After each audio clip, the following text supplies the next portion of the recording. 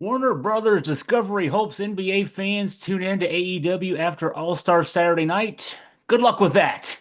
Chris Graham here, Augusta Free Press.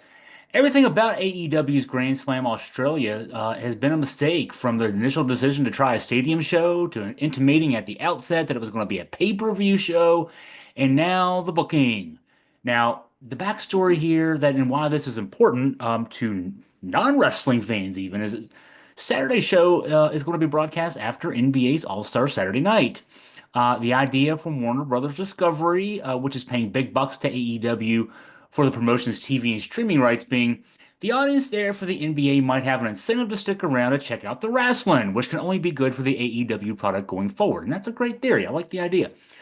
It would all be well and good if Tony Khan, AEW's president and head of creative, was planning to give the NBA audience something worth watching. He's got one shot, the first couple of minutes to keep the audience, but the Grand Slam edition of his Saturday Collision show is running low on content that can work the magic. The best match on the show, without question, is the match between AEW Women's World Champ Mariah May and former champ Tony Storm. But it's highly unlikely Khan's going to open with that match. Uh, the match he's going to open with, it's fair to assume, is the tag match pitting two former WWE stars. Tony Khan loves him some WWE former stars. In this case, Jon Moxley, his current world champ for AEW, and Adam Copeland, the former WWE champ, who is on course to be Moxley's top contender at the Revolution pay-per-view in Los Angeles in March. As much as a tag match with the world champ and his top contender, both well-known former WWE stars, should be a showcase of the best of what AEW has to offer, no. The ratings for AEW TV have tanked dramatically in Moxley's most recent reign as the world champ, and Copeland, who wrestled in WWE as Edge, is a shadow of his former self, if that. And the expected product we're going to see is likely to emphasize the worst of all involved. Now, Moxley is going to team with Claudio Castagnoli, the former Cesaro in WWE, so another name familiar to wrestling fans, maybe lapsed wrestling fans who might be tuning in from an NBA All-Star Saturday night.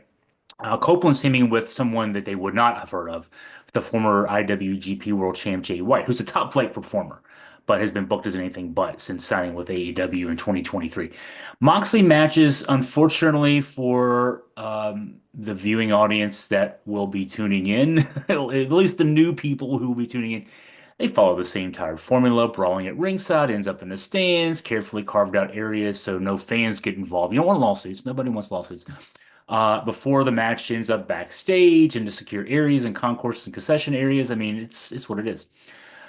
Khan seems to think fans want to see this kind of fake fighting. Pulled punches, trash cans emptied on performers, guys getting thrown through plywood, as opposed to the fake fighting in the ring that actually might demonstrate athleticism and build toward a dramatic finish. You know, whatever that is. The Nielsen numbers seem to indicate otherwise as far as what Khan thinks people want to watch. And this is only going to be reinforced when we get a look at the numbers from Grand Slam Australia last week, or next week, I should say. Um, you can bet this. Anybody who wants to take me up on this. We're going to start with a relatively big number, and it's not going to be as big as you think. I mean, because the All-Star Saturday night, likely, I mean, I'm somebody, I'm a fan of both. I'm a fan of the NBA, I'm a fan of AEW. NBA All-Star Saturday night, probably going to be 10:30, 10:45, 10:50. Collision normally starts at 8 o'clock Eastern. So, you're asking people to stay up a couple hours past that and stay for a 2 hour show that, especially AEW fan. Now, okay, the AEW fans who are the current fans, the 350 to 380,000 people who watch Collision each Saturday night, they're, we are likely people who already kind of read the results before the matches start. But the new fans, yeah, they'll be there. But at 10:50 after All-Star Saturday night, I'm reminded of the time that WBD went straight from an NBA game to an AEW show after, and there were all these comments, negative comments about Chris Jericho, and people saying, "Oh my God, Chris Jericho is still wrestling and he's fat," and it was not good for AEW. It actually backfired. I'm afraid this is going to backfire too. We're going to see a relatively big number for that first quarter hour and a precipitous drop, and then a flatlining thereafter. It'll end up just being us diehards, but less of us because it's gonna be so late. A 2 hour show ends at 1 o'clock on a Saturday night. There's better things to do. And for this, Khan is flying his cast and crew to the other side of the world, presumably on WBD dime. It's the day and age of the sons of the filthy rich doing dumb things with other people's money. At least this one is nowhere near the top of this week's list of those dumb things.